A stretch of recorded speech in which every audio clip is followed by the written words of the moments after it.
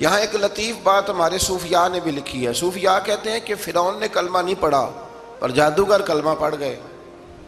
وہ کس طرح کلمہ پڑھ گئے؟ تو کہنے لگے دراصل انہوں نے آتے ہی حضرت موسیٰ کا ادب بڑا کیا تھا. جادوگر حضرت موسیٰ کے مقابلے میں آ کے بھی ان سے کہتے ہیں کہ رسیاں آپ پہلے ڈالیں گے کہ ہم ڈالیں؟ آپ اصحاب پہلے رکھیں گے کہ ہم رکھیں؟ تو اتنا سا ادب کیا تو رب کریم نے فرمایا جو نبی کا ادب کرے وہ بے ایمان نہیں رہ سکتا. جو نبی کا ادب کرے وہ بے ایمان نہیں رہ سکتا، اور جو نبی کی بے ادبی کرے وہ ایماندار نہیں رہ سکتا. ختم ہو گئی بات. یہاں ہمارے صوفیاء نے یہ بات لکھی ہے کہ چونکہ انہوں نے آتے ہی کہا تھا کہ آپ پہلے ڈالیں گے یا ہم پہلے ڈالیں، تو حضرت موسیٰ سے انہوں نے پوچھ لیا. نبی کے پوچھے بغیر پہل نہیں کی تو اللہ نے انہیں ایمان کی دولت عطا کر. ایک بات اور ذہن میں رکھیں کہ حضرت موسیٰ کے پاس عصا تھا، اژدہا بن جاتا تھا، لیکن پھر بھی جب فرعون نے حکم دیا کہ بیٹوں کو زندہ رکھو بیٹیوں کو قتل کرو، تو اس وقت حضرت موسیٰ علیہ السلام نے وہ معجزہ نہیں دکھایا. جو مقام صبر ہوتا ہے وہ مقام صبر ہی ہوتا ہے. اگر موسیٰ علیہ السلام کی نافرمان قوم کے لیے پتھروں سے پانی نکل سکتا تھا تو میدان کربلا میں رسول اللہ کی اولاد کے لیے بھی نکل سکتا تھا، میرے کریم محبوب علیہ السلام کے خاندان کے لیے بھی نکل سکتا تھا. ہر جگہ معجزہ دکھانے کے نہیں ہوتی، کچھ مقام صبر بھی ہوتے ہیں. تو یہاں حضرت موسیٰ نے اپنی قوم کو صبر کرنے کی تلقین کی. پھر آیت نمبر 130 سے لے کر 143 میں بتایا کہ اللہ تعالیٰ نے فرعونیوں پر قحط سالی کا عذاب نازل کیا. فرعونیوں کا طریقہ یہ تھا کہ اچھائی کو اپنا کمال گردانتے تھے، کہتے تھے یہ ہماری طرف سے، اور برائی کو معاذ اللہ بدشگونی کے طور پر موسیٰ علیہ السلام کی طرف منسوب کرتے تھے. کہتے تھے معاذ اللہ آپ کی وجہ سے یہ سارا کچھ ہو رہا ہے. ہوتے نا نہیں کہتے ہیں جب سے میں وہاں گیا ہوں تب سے. ہمارے بزرگ ایک لطیفہ بھی سنایا کرتے تھے کہ کسی زمیندار نے نماز پڑھنی شروع کی تھی تو اس کے جانور مرنے شروع ہو گئے. اب لوگ سمجھتے ہیں کہ معاذ اللہ شاید یہ کسی بزرگ کے سبب سے ایسا ہے، حالانکہ یہ تو اللہ کی طرف سے آزمائش ہوتی ہے، اس کی حکمتیں ہوتی ہیں. اللہ تبارک و تعالیٰ نے ان پر عذاب کیا نازل کیا. آیت نمبر 130 اور 143 کا بھی آپ سورہ اعراف کی پڑھیں تو اللہ تعالیٰ نے ان پر ٹڈیوں کا، جموں کا، مینڈکوں کا اور خون کا عذاب نازل کیا. یہ کس قسم کا عذاب ہے؟ جمعیں پڑ گئیں، ٹڈیاں آ گئیں، یہ اللہ نے عذاب نازل کیا. جب وہ عذاب میں مبتلا ہوئے تو موسیٰ علیہ السلام سے کہا کہ آپ اللہ سے دعا کریں کہ ہم سے یہ عذاب ٹل جائے. اگر ایسا ہوا تو ہم ایمان لے آئیں گے، بنی اسرائیل کو بھی آزاد کر دیں گے. لیکن موسیٰ علیہ السلام کی دعا کے نتیجے میں جب عذاب ٹل جانے کے بعد فرعونی پھر اپنے وعدے سے پھر گئے. بنو قریظہ والوں نے بھی کئی دفعہ حضور سے وعدے کیے پر اپنے وعدوں پر قائم. ایک بات آپ سے یہاں روک کے عرض کر دوں، ہم بھی کئی دفعہ کہتے ہیں ذرا بریک کبھی گاڑی کی نہیں نہ لگتی تو ہم ارادہ کرتے ہیں کہ آج سے ہی نماز شروع کر دینی.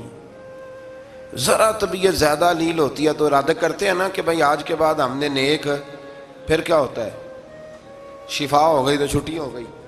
یہ طریقہ درست نہیں. یہ تو کفار کا طریقہ بیان کیا نا قرآن پاک نے. یہاں فرمایا جب اللہ تبارک و تعالیٰ نے انہیں نجات دے دی تو اپنے وعدے سے مکر گئے. تو پھر اللہ تبارک و تعالیٰ نے بنی اسرائیل کو سمندر پار کر کے ایسی قوم کے پاس پہنچا دیا جو بتوں کی پرستش کرتی تھی. وہ تو بچ گئے لیکن فرعونی سارے دریا کے اندر غرق ہو گئے. حضرت موسیٰ علیہ السلام سے کہنے لگے کہ ہمارے لیے بھی ایک خدا بنا دیجئے. حضرت موسیٰ علیہ السلام نے فرمایا بت پرستی کرنے والے جاہل ہیں.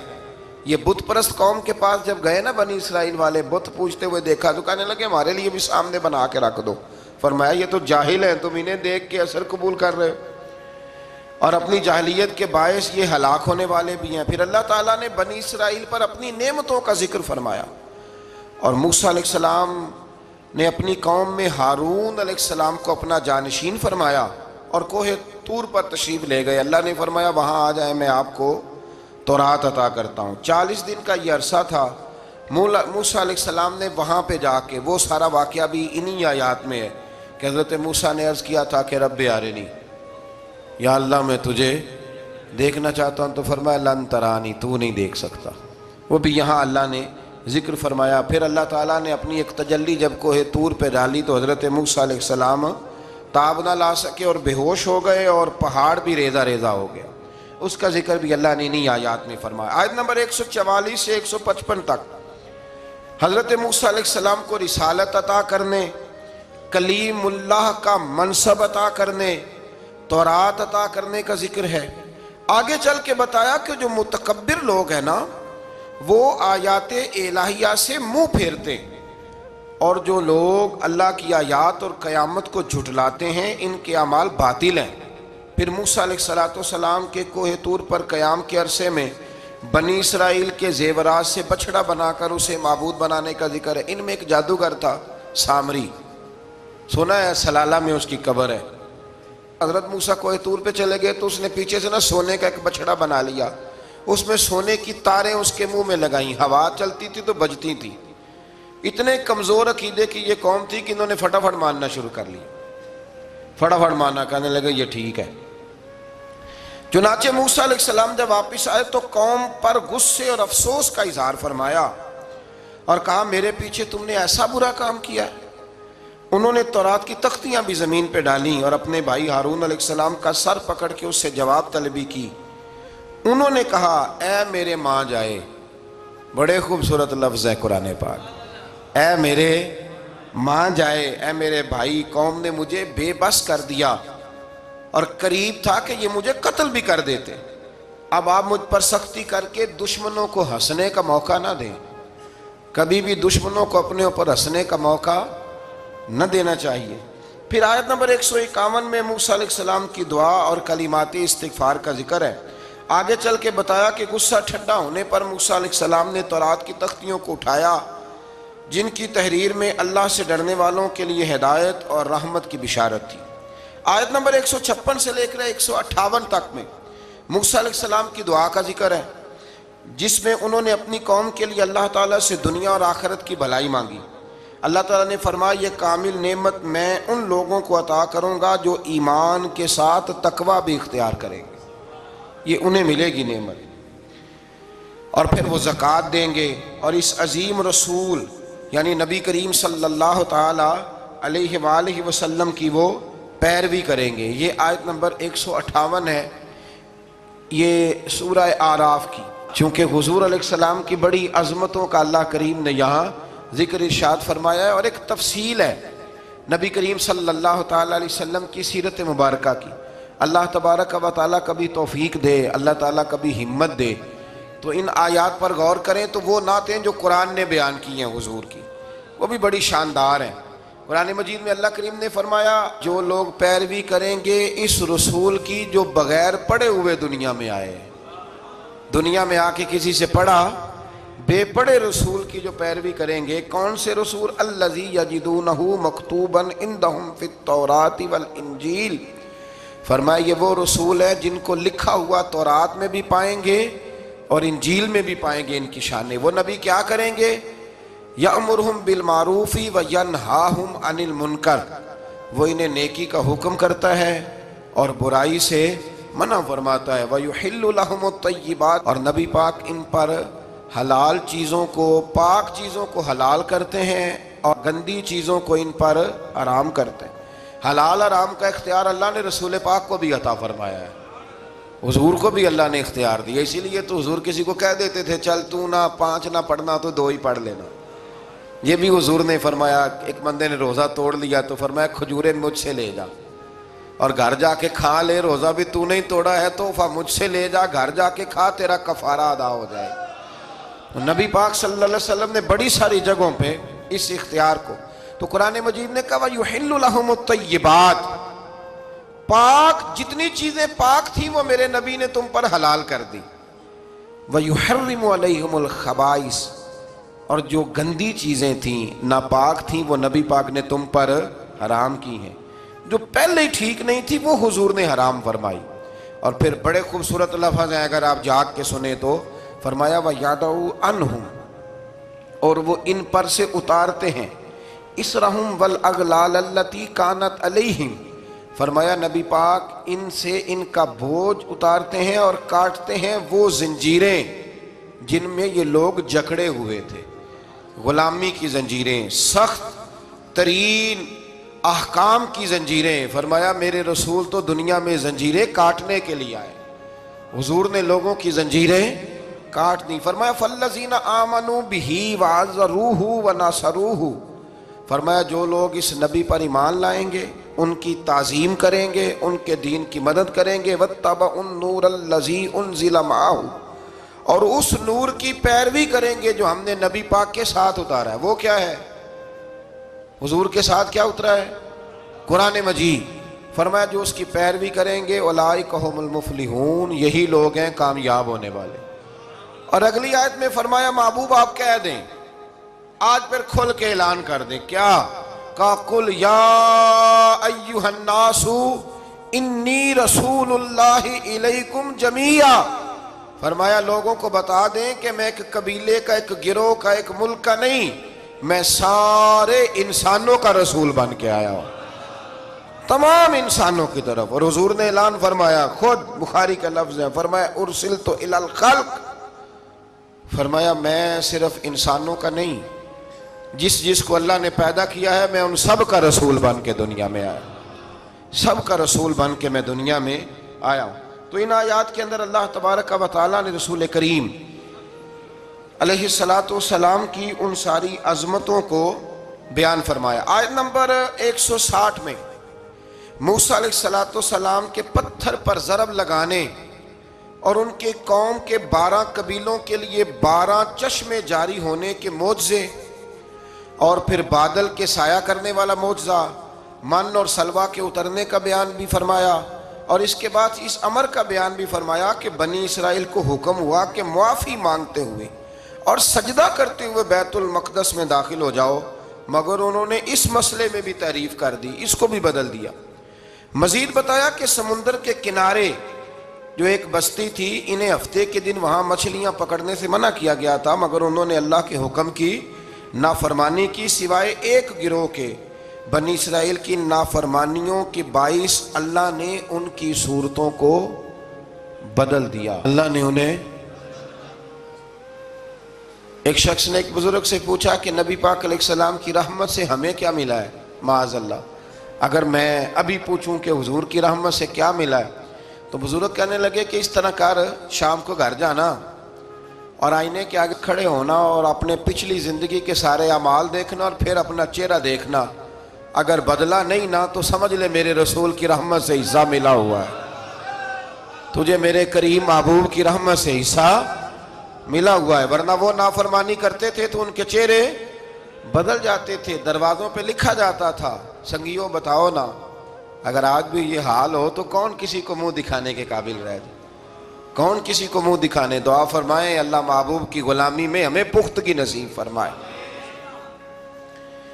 پھر اللہ تبارک و تعالیٰ نے آیت نمبر 168 میں اور 167 میں یہود کے برے اعمال کا سبب ان کی جمعیت کے منتشر ہونے اور ان پر جابر لوگوں کے مسلط ہونے کا ذکر فرمایا. بعد والی آیات میں ان کے برے جانشینوں کا ذکر کیا جو رشوت لے کر اللہ تعالیٰ کی آیات میں رد و بدل کر دیتے تھے. ان سب برائیوں کے باوجود اس مغالطے اور خود فریبی کا شکار تھے کہ وہ بخشے جائیں گے. اللہ اکبر. اللہ تعالیٰ نے فرمایا کہ آخرت کا گھر صرف متقیوں کے لیے اور اللہ کے فرما بردار بندوں کے لیے. آیت نمبر 172 میں اس امر کا بیان ہے کہ اللہ تعالیٰ نے بنی آدم کی ارواح کو ایک جگہ پہ جمع کیا تھا اور جمع کر کے پوچھا الستو بربکم, کیا میں تمہارا رب نہیں؟ تو سب نے بیک زبان کہا قالوا بلا, ہاں مالک تو ہی ہمارا رب ہے. وہاں گواہی دی اور یہاں آ کے مکر گئے, وہاں گواہی دی اور یہاں مکر گئے. تو ہمارے بزرگوں نے لکھا ہے اس وقت بھی سب سے پہلے جس روح نے گواہی دی وہ میرے اور آپ کے پیارے رسول کی روح ہے مبارک, سب سے پہلے. اور حضور نے فرمایا جو روحیں وہاں ایک دوسرے کو جانتی تھی وہ یہاں بھی ایک دوسرے کو. داتا گنج بخش علی اجویری رحمۃ اللہ لکھا ہے کہ حضرت حرم بن حیان کہتے ہیں میں حضرت اویس کرنی سے ملوں, تو کہتے ہیں میں ان کے پیچھے یمن گیا تو وہ یمن سے مکے چلے گئے, میں مکے گیا تو وہ مدینے آ گئے, میں مدینے گیا تو وہ مصر چلے گئے, وہاں سے وہ پھر یمن آ گئے. بالآخر میں نے نہر فرات کے کنارے انہیں دیکھ ہی لیا, وضو کر رہے تھے. میں نے ان کو سلام لیا تو میرا ارادہ تھا سلام کے بعد پوچھوں گا کہ آپ ہی اویس کرنی ہے, کہتے میں نے السلام علیکم کہا تو وضو سے فارغ ہو کر کہنے لگے وعلیکم السلام یا حرم بن حیان۔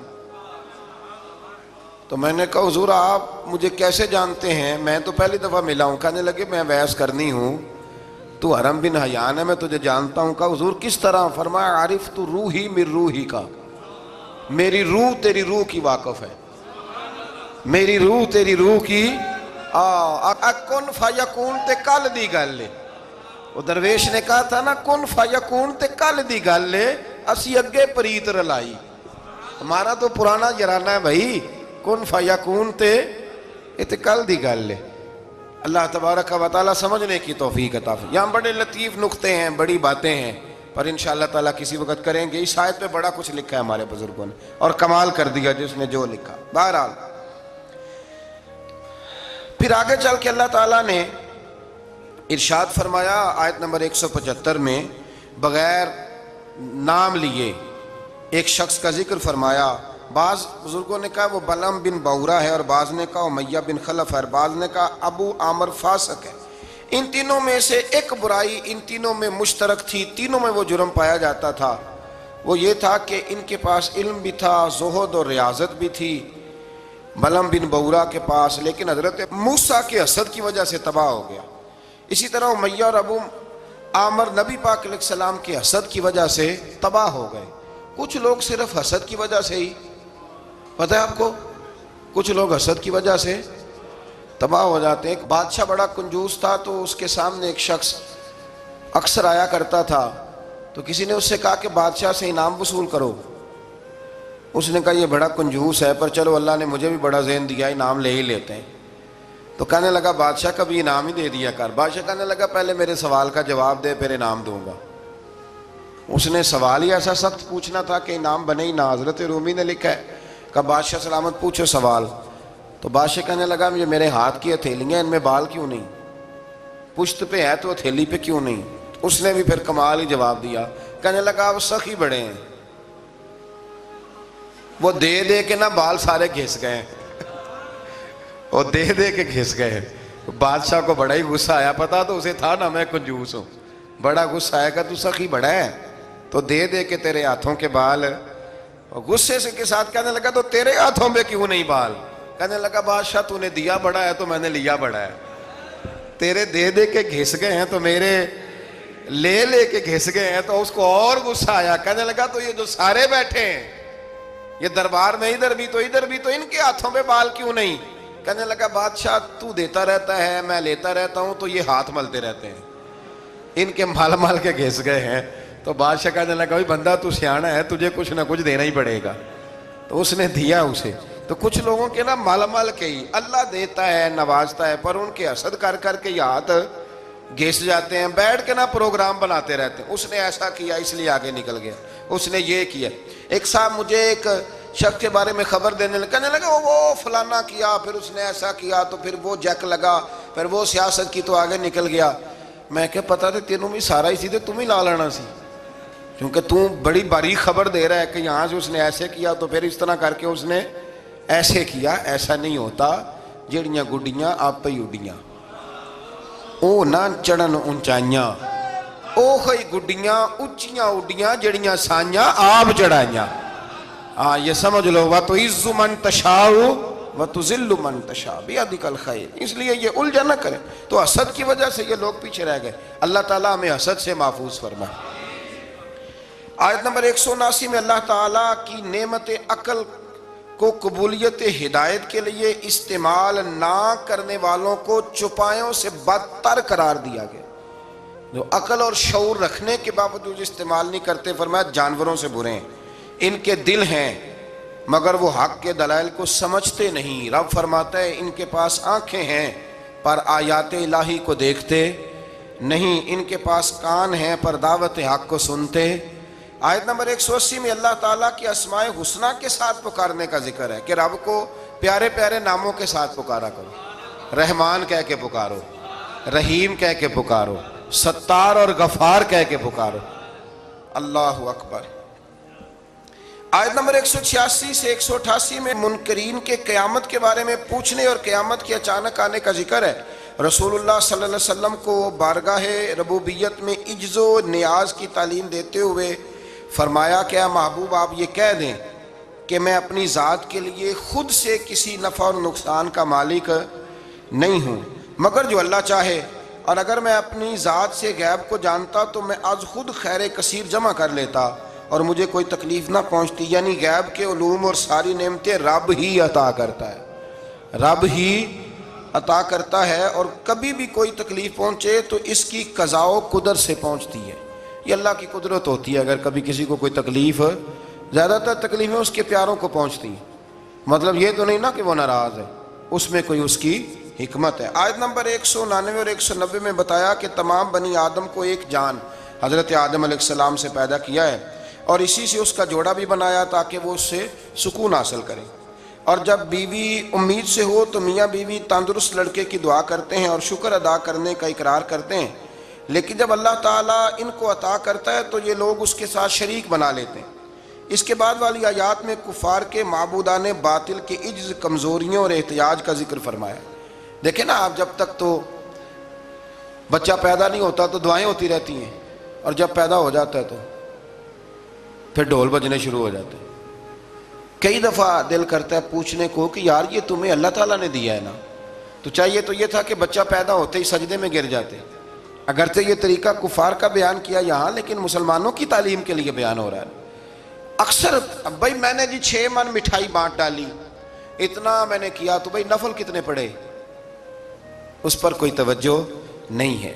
اسی طرح کا ہمارا معاملہ یہ ہے کہ جب تک تو کوئی بندہ بیمار رہتا ہے تو دعائیں چلتی رہتی ہیں، اور تندرست ہو کے آ جائے تو اب وہ بھول جاتا ہے۔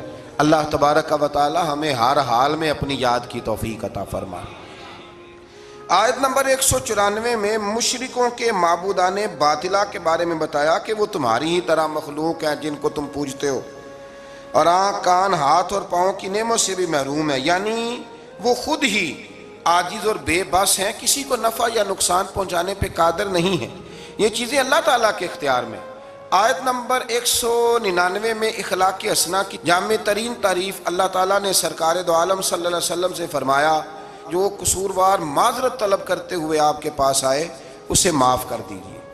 محبوب جو معافی مانگے اسے معاف کر دیجئے، اچھی باتوں اور نیک کاموں کا حکم دیجئے، اور ناسمجھ لوگوں سے الجھنے کی بجائے رخ انور پھیر لیجئے، اور اگر شیطان وسوسہ اندوزی کرے تو اعوذ باللہ پڑھیے، اللہ کے ذکر سے شیطان کے شر سے پناہ حاصل ہو جائے گی، یعنی جھگڑا نہیں کرنا، اعوذ باللہ پڑھ لینی، خود بخود شیطان بھاگ جائے گا۔ سورہ اعراف کے آخر میں آیت نمبر 204 میں اللہ نے فرمایا، جب قرآن پڑھا جائے تو غور سے سنو اور خاموش رہو تاکہ تم پر رحم کیا جائے۔ اللہ تبارک و تعالیٰ توفیق عطا کرے۔ آگے سورہ انفال شروع ہو جاتی ہے اسی پارے کے آخر میں۔ یہ سورہ انفال جو ہے یہ مدنی سورت ہے، اور عربی زبان میں انفال کہتے ہیں مال غنیمت کو۔ تو اس میں چونکہ مال غنیمت کا بیان ہے، اور اس کے ساتھ ساتھ اللہ تبارک و تعالیٰ نے اس میں جنگ بدر کے احوال کو، واقعات کو بڑی تفصیل سے بیان کیا۔ اس کی آیت نمبر 2 سے کامل مومنوں کی صفات بیان کی گئی ہیں۔ اس میں اللہ تعالیٰ نے فرمایا کہ جو کامل مومن ہیں وہ اللہ تعالیٰ سے ڈرتے ہیں، آیات الہی سن کر ان کے ایمان کو تقویت ملتی ہے۔ وَإِذَا تُلِيَتْ عَلَيْهِمْ آیَاتُهُ زَادَتْهُمْ ایمانا، جب اللہ کی آیتیں پڑھی جاتی ہیں تو ان کے ایمان بڑھتا ہے، یعنی ان کے ایمان میں پختگی آ جاتی ہے۔ فرمایا وہ اپنے رب پر بھروسہ بھی کرتے ہیں، نماز بھی قائم کرتے ہیں، زکوٰۃ بھی ادا کرتے ہیں۔ فرمایا یہ ہیں جو سچے پکے مومن ہیں۔ پہلے فرمایا کہ اللہ سے ڈرتے ہیں، پھر فرمایا جب قرآن پڑھا جائے تو ایمان مضبوط ہوتا ہے، پھر فرمایا اپنے رب پہ بھروسہ کرتے ہیں، پھر فرمایا نماز قائم کرتے ہیں، پھر فرمایا زکوٰۃ۔ یہ کون ہے؟ یہ پکے مومن۔ آیت نمبر 5 میں فرمایا کچھ لوگ جہاد کے لیے دل و جان سے آمادہ نہ تھے، اندر سے پروگرام نہیں تھا، اور مجاہدین کی خواہش یہ تھی کہ ابو جہل کی قیادت میں مشرکین مکہ کے مسلح اور منظم لشکر کی بجائے ابو سفیان کا وہ جو تجارتی قافلہ ہے اس سے ٹکراؤ ہو جائے۔ اللہ تعالیٰ نے مشرکین مکہ سے تصادم کو مقدر فرمایا تاکہ حق کی حقانیت اور غلبہ ثابت ہو جائے۔ اگرچہ کچھ لوگوں کا ارادہ یہی تھا کہ جنگ بدر میں ابو جہل کے لشکر سے ٹکرانا. آپ کو پتہ ہے نا کہ ابو سفیان قافلہ لے کے آ رہا تھا, اس کے لیے مسلمان نکلے تھے, وہ تو بچ کے نکل گیا. پھر ابو جہل 1000 کا لشکر لے کے آ گیا. تو اللہ فرماتے ہیں کہ اللہ نے اس لیے تمہارا ان سے مقابلہ کرایا تاکہ اللہ حق کو واضح کر دے. آیت نمبر 9 سے لے کر 24 تک بتایا گیا ہے کہ اللہ تعالیٰ نے بدر میں مجاہدین کے اطمینان قلب کے لیے اور فتح کی بشارت کے طور پر فرشتے نصرت کے لیے بھیجے. فرشتے آئے مدد کرنے کے لیے. میدان بدر میں سخت زمین اور پانی کے چشموں پر کفار کے پاس تھے, اور نرم زمین جس پر چلنا دشوار تھا مسلمانوں کے پاس تھی, اور پانی کی بھی قلت تھی, جس کی وجہ سے مسلمانوں کے دلوں میں طرح طرح کے وہم پیدا ہوتے تھے. اللہ تعالیٰ نے بارش برسائی, مسلمانوں نے وافر پانی جمع کر لیا, اور ان کی شرعی اور طبی ضروریات بھی پوری ہوئی. شرعی ضرورت کون سی ہوتی ہے جی؟ پانی کی, وضو کرنا, غسل کرنا, یہ کون سی ضرورت ہے؟ اور طبی ہے کہ پانی کا پینا. اور دلوں کو بھی اطمینان ملا کہ اللہ نے بارش عطا کر دی. اللہ تعالیٰ نے میدان جہاد میں پسپائی اختیار کرنے والوں کو اپنے غضب کا حقدار قرار دیا. میدان بدر میں رسول اللہ صلی اللہ علیہ وسلم نے مٹھی میں ریت لے کر کافروں کی جانب پھینکی. یہ مٹھی میں پکڑ کے حضور نے پھینکی تو فرمایا یہ لوگ رسوا ہو جائیں. یہ ریت ان کی آنکھوں میں جا پڑی. اللہ تعالیٰ نے فرمایا کہ اے رسول صلی اللہ علیہ وسلم, وہ خاک آپ نے نہیں پھینکی بلکہ وہ تو اللہ نے پھینکی ہے. جس وقت آپ نے پھینکی تھی لیکن در حقیقت وہ اللہ نے پھینکی. کہا محبوبہ تو نے نہیں پھینکی, وہ میں نے پھینکی ہے, اس لیے کہ ہاتھ تھیرے تھے, طاقتیں خدائی تھی, طاقتیں خدائی تھی. تو اس طرح اگر حضور کسی کی مدد کرتے ہیں, مشکل کشائی فرماتے ہیں, تو دراصل وہ کون کر رہا ہے؟ اللہ. اللہ تعالیٰ نے بدر کو فیصلہ کن جنگ قرار دیا اور مسلمانوں سے فرمایا اے ایمان والو, اللہ اور اس کے رسول کے بلانے پر فوراً حاضر ہو جایا کرو جب رسول تمہیں اس چیز کی طرف بلائیں جو تمہارے لیے حیات آفری ہے. یہ آیت نمبر آپ جا کے ملاحظہ کیجئے گا 24, اور پھر اس کی تفسیر جس نے بھی لکھی ہے نا وہ پڑھ لیجئے گا. اتنا وقت نہیں کہ میں تفسیر میں جاؤں. جب بھی اللہ رسول بلائیں فوراً حاضر ہو جاؤ. حالانکہ اللہ تو بلاتا ہی نہیں, بلایا کون کرتے تھے؟ نبی کریم علیہ السلام. حضرت سعید بن معلہ رضی اللہ تعالیٰ عنہ کہتے ہیں میں نماز پڑھ رہا تھا تو حضور نے بلایا. میں جلدی سے نماز پڑھ کے فارغ ہو کے حاضر ہوا تو حضور نے فرمایا میں نے بلایا تو آیا کیوں نہیں؟ عرض کی حضور نماز پڑھ رہا تھا. اور میں نماز پڑھتا تو قرآن نہیں پڑھتا؟ سورہ انفال میں رب فرماتا ہے جب میرا رسول بلائے فوراً حاضر ہو جایا کرو. یعنی معنی یہ کہ نماز توڑ کے آنا چاہیے تھا. یہاں میرے اعلیٰ حضرت نے لکھا ہے حضور بلائے تو نماز چھوڑ کے چلا جا, اور واپس آ کے نا جہاں سے چھوڑی تھی وہیں سے شروع کر لے. سجدہ صاحب کی بھی ضرورت نہیں, تو نماز مکمل کر لے. جتنی دیر تو مصطفیٰ کی بارگاہ میں حاضر تھا سمجھ لے میں رب کی عبادت میں ہی موجود تھا. ہاں اسی لیے اقبال نے کہا تھا اذان تو ازل سے تیرے عشق کا ترانہ بنی, اور نماز تو اس کے نظارے کا ایک بہانہ بنی. اور ادائے دید سراپا نیاز تھی تیری, بس کسی کو دیکھتے رہنا نماز تھی تیری. ادائے دید سراپا نیاز تھی تیری, اور کسی کو دیکھتے رہنا یہ نماز تھی تیری. آیت نمبر 25 میں فرمایا یہ مت سمجھنا کہ ظالموں کے فتنے کا وبال صرف ان لوگوں تک محدود رہے گا. اگر عمل بالمعروف اور نہی عن المنکر کا عمل رک گیا تو اس کے اثرات باقی معاشرے کو بھی بھگتنے پڑیں گے. یہ آیت نمبر 25 ہے.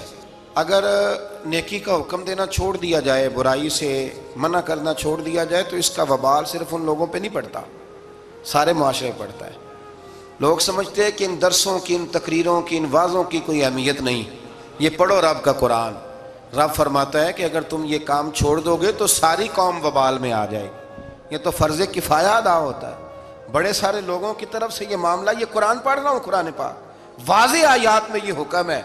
لوگ کہتے ہیں جی اتنا سال ہو گئے درس دیتے پھر لوگ بدلے کیوں نہیں؟ تو میں نے کہا ہمارے ذمہ اذان پڑھنا ہے, بندوق لے کے لوگوں کو لانا نہیں. ہم اذان دیتے رہیں گے, پھر جسے اللہ توفیق دے گا وہ انشاءاللہ نماز بھی پڑھ ہی لے گا. مؤذن کی ڈیوٹی ہے کہ وہ اذان پڑھے, اس کی یہ ڈیوٹی نہیں کہ بندوق لے کے جائے اور لوگوں کو گھروں سے نکال کے لائے. آیت نمبر 26 میں ہجرت سے پہلے مسلمانوں کی بے بسی اور بعد میں اللہ کی مدد سے مضبوط ہونے اور اس نعمت پر اللہ کا شکر ادا کرنے کا بیان ہے۔ مزید فرمایا کہ اللہ اور اس کے رسول سے خیانت نہ کرو، یا ایھا الذین آمنوا لا تخونوا اللہ والرسول، فرمایا اللہ اور اس کے رسول سے خیانت، یہ آیت نمبر 27 ہے، اور فرمایا اپنی امانتوں میں بھی خیانت نہ کرو اگرچہ تم جانتے ہو۔ اللہ رسول سے خیانت کیا ہوتی ہے؟ تو اس آیت کے تحت حضرت عبداللہ ابن عباس فرمایا کرتے تھے جس نے فرض چھوڑے اس نے اللہ سے خیانت کی، اور جس نے سنت کو چھوڑا اس نے نبی پاک سے خیانت کی۔ اللہ تعالیٰ فرض ادا کرنے کی بھی توفیق دے اور مصطفیٰ کی سنت کا پیار بھی عطا فرمائے۔